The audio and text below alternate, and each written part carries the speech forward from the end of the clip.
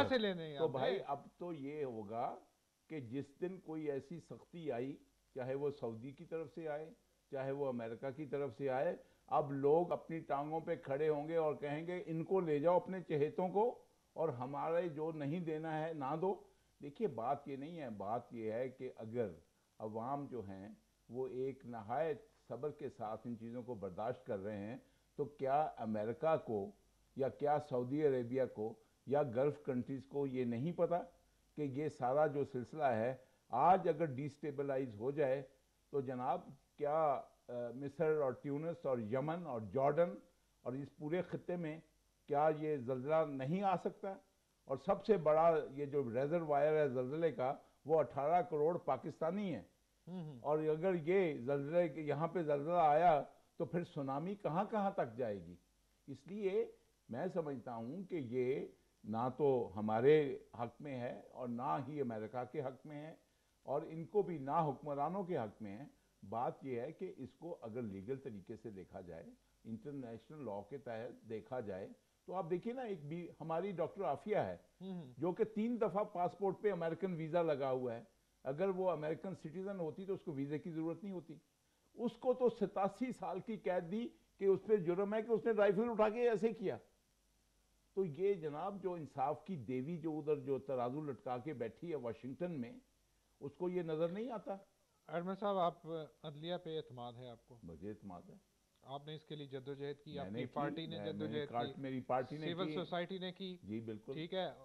اب اگر کیس وہاں پہ موجود ہے تو فیصلہ ہو لینے دیجیے۔ آپ میں روز احتجاج تو کرتے ہیں، آپ بالکل کی پارٹی دیکھیے، احتجاج کرتی ہے، اور دیکھیے ہم عدلیہ کے خلاف احتجاج نہیں کر رہے، عدلیہ کو فیصلہ تو کرنے دیں نا، نہیں آپ دیکھیے، پریشرائز تو نہ کریں عدلیہ لیکن کو۔ عدلیہ کا تو فیصلہ کیا ہے؟ عدلیہ کا فیصلہ آپ نے تو خود پہلے ہی جواب دے دیا تھا، آپ نے کہا تھا کہ عدلیہ جو ہے وہ تو ایویڈنس پہ کرے گی نا کہ میں قاتل ہوں کہ نہیں ہوں۔ اگر عدلیہ کا یہ کیس سمپل ہوتا کہ صرف اس نے اس پہ بات کرنا، اب اگر فارن آفس کی ڈیوٹی بھی عدلیہ نے کرنی ہے، ہوم منسٹری کی ڈیوٹی بھی عدلیہ نے کرنی ہے، تو یہ عدلیہ بیچارے کو کیوں آپ یہ جو ہے وہ ڈیوٹیاں دے رہے ہیں؟ دیکھیے اس میں ہم یہ کہہ رہے ہیں کہ یہ مظاہرے اس لیے ہو رہے ہیں کہ ہم اپنی گورنمنٹ کو، اپنے جو فارن آفس ہے اس کو، اپنی جو ہوم ڈپارٹمنٹ ہے اس کو، ہم ان کے خلاف کر رہے ہیں کہ کوئی غیرت کرو، اور کوئی جو انٹرنیشنل لاء ہے تمہیں سپورٹ ہے، تمہارے پاس تمہارا آزاد عدلیہ کی سپورٹ ہے، تمہیں کیوں ڈر آ رہا ہے؟ اگر مریں گے تو ہم سب مریں گے، اگر تورا بڑا بنے گا تو ہم سب کا بنے گا۔ ہم تو یہاں، ہم تو عمران خان صاحب نے اور میں نے تو، ہم نے تو کوئٹہ میں جا کے کہا تھا کہ بھئی جو مارنا ہے ہمیں مارو۔ بات یہ نہیں ہے، بات یہاں پہ یہ ہے کہ جن کے ایسٹس ہیں اور جن کے زد پڑے گی امریکہ کی، جنہوں نے مال کھایا ہوا، وہ پنجابی کی ایک مثال ہے، معذرت کے ساتھ میں یہاں کہنا چاہتا ہوں کہ جنہاں کھادیاں گاجراں ٹیڈوں نہ دے پیڑ، تو جنہیں گاجریں کھائی ہیں ان کے پیٹ میں درد ہو رہا ہے کہ بھائی یہ کہیں ہماری وہ چہیتے نہ ہم ختم ہو جائیں۔ امریکہ ایک میچیور ہے، سپر پاور ہے، ان کو اتنی عقل ہے، ان کی ڈیمانڈز جو ہیں وہ کچھ بھی ہو سکتی ہیں، لیکن وہ پاکستان سے اگر تعلقات خراب کریں گے ان کے اپنا نقصان میں ہوگا۔ حکومت سے کیا توقع ہے آپ کو؟ حکومت سے توقع یہ ہے کہ اگر تو ان کو یہ جو ہے ان کو کوئی ٹوپی ڈرامہ مل گیا، تو یہ اگر ان میں غیرت ہوئی تو میں آپ سے ٹوٹلی ایگری کرتا ہوں، اور میں اب توقع نہیں رکھتا کسی سے بھی کہ اگر حکومت جو ہے وہ پروو کر سکتی کہ اس کو ڈپلومیٹک سٹیٹس ہے، تو اب کتنے دن گزر گئے ہیں۔ رحمان ملک صاحب کہتے ہیں کہ ریمنڈ ڈیوس کی فائل میرے پاس موجود ہے۔ رحمان ملک صاحب تو یہ بھی کہتے ہیں کہ پرویز مشرف کا نام کس نے ڈالا۔ ہاں وہ آج بالکل۔ جی رحمان ملک صاحب کیا ہے؟ رحمان ملک صاحب سے پوچھیں کہ یہ ان کی فائلیں جو ہیں وہ کس کس کے پاس ہیں۔ رحمان ملک صاحب جو ہیں ان کو سوچنا چاہیے کہ یہ اسی مٹی کے بنے ہوئے ہیں، اور رحمان ملک صاحب ہمارے ساتھ ہمیں جوائن کیا ہے پروفیسر خورشید احمد نے، ان سے پوچھتے ہیں اس ساری صورتحال کو وہ کس طرح دیکھتے ہیں۔ پروفیسر السلام علیکم۔ جی وعلیکم السلام ورحمۃ اللہ۔ یہ فرمائیے کہ آن ہولڈ کی بات کی گئی کانٹیکٹس کو پاکستان اور امریکہ کے ساتھ، لیکن بعد میں امریکہ کی جانب سے آیا کہ اس طرح کی کوئی بات نہیں ہے۔ میونخ میں جو شاہ محمود قریشی کی ملاقات تھی وہ مؤخر کر دی گئی، اس قسم کی اطلاع بھی آ رہی ہے۔ کیا ریمنڈ ڈیوس کی وجہ سے دونوں ملکوں کے تعلقات میں خرابی آ سکتی ہے آپ کے خیال میں؟ یہ خرابی آ چکی ہے، ریمنڈ ڈیوڈ نے جو کچھ کیا ہے وہ خرابی کی جڑ ہے، ٹھیک ہے، اور وہ طرح نہیں ہے، بلکہ रेमन डेविस हैं जिस वक्त पाकिस्तान में दराते फिर रहे हैं, अपनी मर्जी कर रहे हैं, और अगर पाकिस्तान अपनी आज़ादी और इज्जत के तहफ़्फ़ुज़ के लिए इनका हाथ नहीं रोकेगा तो फिर इसकी कोई इंतहा नहीं रहेगी। प्रोफेसर ये फरमाइए कि पूरे मौके पर ख्याल में आना चाहिए, और हमें अमेरिका की उतनी ज़रूरत नहीं है जितनी अमेरिका को हमारी, लेकिन हम 2001 से लेकर आज तक अमेरिका से सही मामला नहीं कर सके हैं, बार्गेन नहीं कर सके हैं, अपने मफादात का तहफ़्फ़ुज़ नहीं कर सके हैं। ये इशू एक टेस्ट केस बन गया है और इसमें पूरी कौम एक ज़बान है, कानून के मुताबिक मामला होना चाहिए। और जिस तरह धोखा दे रहा है अमेरिकी मिशन कि पहले उन्होंने कहा कि वो काउंसलर में वाबस्ता था, फिर इसी बात को व्हाइट हाउस के जो ऑफिशियल स्पोक्समैन है उसने उसकी तारीफ की, साथ ये भी कहा कि उसका नाम भी वो कंफर्म नहीं कर सकते, यही नाम है उसका। जब उन्होंने ये देखा कि जिनेवा कन्वेंशन में काउंसलर मुलाजिमीन जो है उनको इम्यूनिटी हासिल नहीं, तो उन्होंने फिर मौका बदला अपना। इतना खुला खुला तजाद है उनके बयान के अंदर। तो ये मौका है कि जो पाकिस्तान को फर्म रहना चाहिए और पूरी कौम मुतालबा कर रही है, और अगर हुकूमत ने इस मामले में कोई कमजोरी दिखाई तो मुझे डर है कि ये स्पार्क ऑफ कर सकता है एक बहुत बड़ा एजिटेशन। बहुत शुक्रिया प्रोफेसर खुर्शीद अहमद साहब हमारे साथ मौजूद थे। एक छोटा सा ब्रेक है, ब्रेक के बाद इसी मौजू पे मजीद गुफ्तगू है, हमारे साथ रहिए। नाजरीन आप देख रहे हैं न्यूज़ टुडे खालिद मनहाज के साथ। एडमिन जावेद इकबाल साहब, एक मकतूल की बेवा ने खुदकुशी कर ली और उसने आखिरी अल्फाज उसके थे कि मुझे इंसाफ चाहिए, खून के बदले खून चाहिए, और उन्होंने ये कहा कि मैं इसलिए खुदकुशी कर रही हूँ कि मुझे इंसाफ होता हुआ नज़र नहीं आ रहा।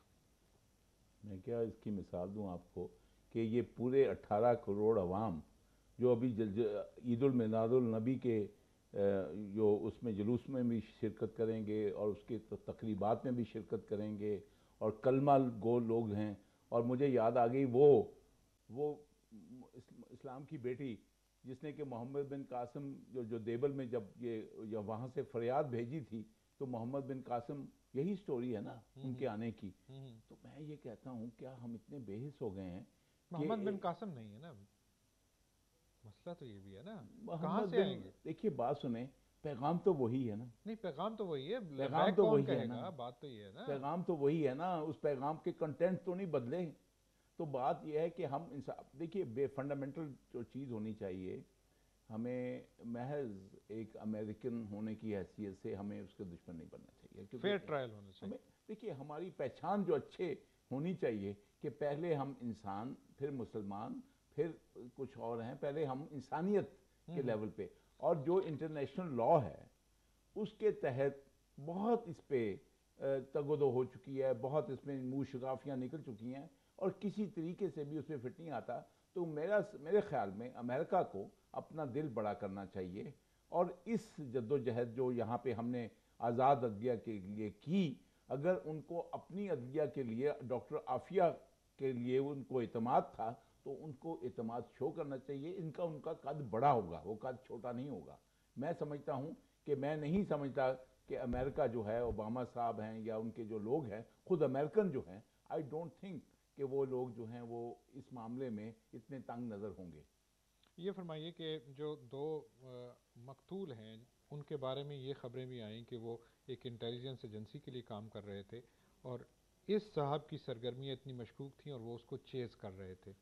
इसमें सदाकत हो सकती है? इसमें हो सकती है। मैं खुद भी एक farmer director general naval intelligence हूँ और इन मामलात में जो हमारी जो कि काउंटर इंटेलिजेंस थी या जो हमारी वो बातें थी जिसको हम करते थे, उनमें जो हमारे बंदे हैं उनमें दूसरे लोग नज़र रखते हैं, उनके जो बंदे हैं उन पे हम नज़र रखते हैं। और एक ये डिसेंट तरीका है कि आदमी को पहले वार्न किया जाए, और ये एक इंटेलिजेंस एजेंसियों का ये भी तरीका है कि वो उनको कई दफ़ा धमकी शमकी भी देते हैं, कई दफ़ा कंबल परेड भी करते हैं। ये होता रहता है एजेंसियों में, ये चीज़ जो है वो होती रहती है, इसमें कोई बड़ी बात नहीं है।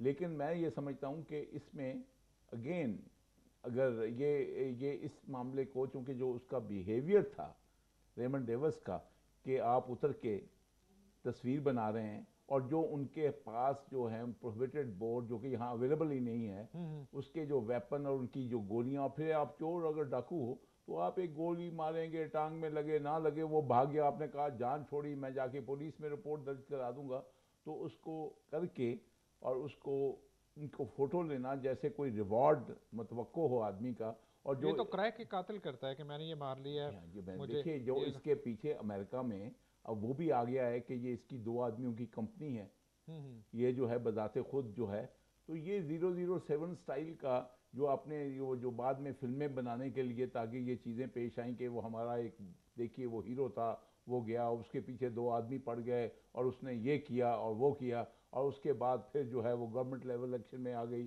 انہوں نے چھڑا لیا. یہ تمام چیزیں ہوں گی اگر ہم نے جو ہے انٹرنیشنل لا کو فالو نہ کیا. دونوں طرف اگر نہ فالو کیا اور چھوڑ دیا تب بھی ہماری تباہی ہے، اور اگر فالو کیا اور نہ چھوڑا تب بھی معاملہ خراب ہوتے نظر آ رہے ہیں. ہمیں بالکل، میں آپ سے ایگری کرتا ہوں، ہمیں میچورٹی کی حدوں میں رہنا چاہیے، اور امریکہ کو بھی سمجھنا چاہیے کہ یہ 2 ملکوں کے تعلقات ہیں، اور اس میں بڑی 1-2 شہری اس پہ ہرڈل نہیں بن سکتے، اور ان کو پورا اعتماد ہونا چاہیے اپنے جوڈیشل سسٹم پہ. اور الحمدللہ ہم نے بڑی ایک جدوجہد کر کے ایک آزاد عدلیہ ہے، اور وہ ان کی تو وہ ایک ان کو تو فخر ہونا چاہیے کہ ہم نے آزاد عدلیہ حاصل. لیکن مسئلہ یہ نہیں ہے، ہم ان پہ کیا، آپ ان پہ کیا کر سکتے ہیں، اعتراض کیا کر سکتے ہیں جب آپ کا فارن آفس اور آپ کی منسٹری اس بات کو کلیئر نہیں کر رہی کہ یہ شخص کون ہے، کتنی دفعہ پاکستان کے اندر آیا ہے، اس کی اصل شناخت کیا ہے. یا تو پھر آپ کے پاس معلومات نہیں ہے حکومت پاکستان کے پاس کہ وہ بتا سکے کہ اصل میں یہ شخص کون ہے. جتنی بھی خبریں آ رہی ہیں وہ تو امریکہ کے اخبارات سے آ رہی ہیں اور امریکہ کے ذرائع استعمال کیے جا رہے ہیں، تو پاکستانی حکومت کہاں پہ ہے؟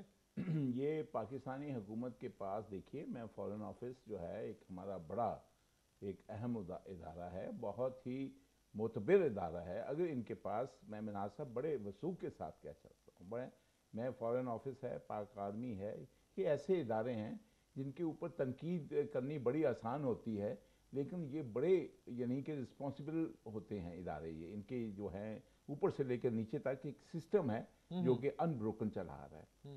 میں سمجھتا ہوں کہ اگر اس کا ڈپلومیٹک سٹیٹس ہوتا تو فارن آفس کو 5 منٹ تاخیر کی ضرورت نہیں تھی. اس لیے میں سمجھتا ہوں کہ جو فارن آفس کا جو آفیشیل لیول کا سسٹم ہے اس میں اس کو ڈپلومیٹک سٹیٹس نہیں ہے، لیکن شاید ان کو یہ سٹیٹمنٹ دینے کی پرمیشن جو ہے جو پولیٹیکل باسز ہیں وہ نہیں دے رہے ہیں. بہت شکریہ.